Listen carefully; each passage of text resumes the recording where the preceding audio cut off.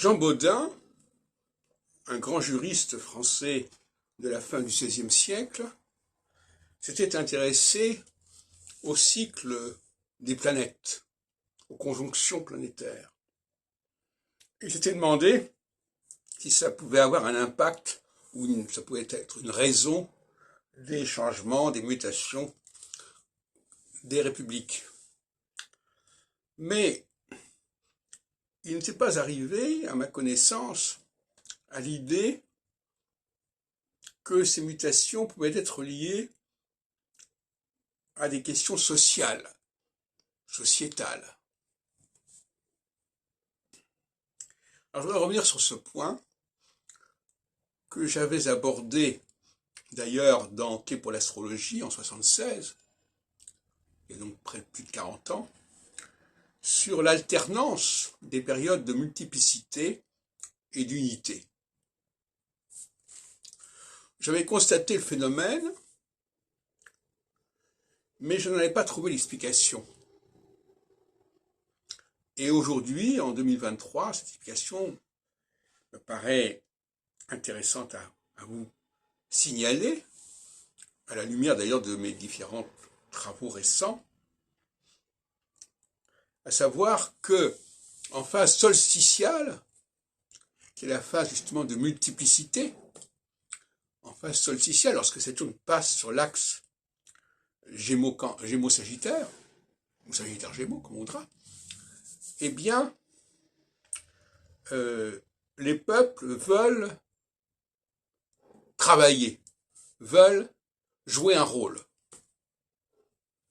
Et par conséquent, ce sont ces peuples qui vont se confronter entre eux et non pas les chefs. Les chefs d'ailleurs qui sont plus ou moins remis en question précisément parce que on ne veut pas qu'ils accaparent le pouvoir. En revanche, en phase équinoxiale, c'est-à-dire au bout de 7 ans, si on veut, c'est l'inverse qui va se produire. Les peuples, les gens du peuple, ne veulent plus travailler.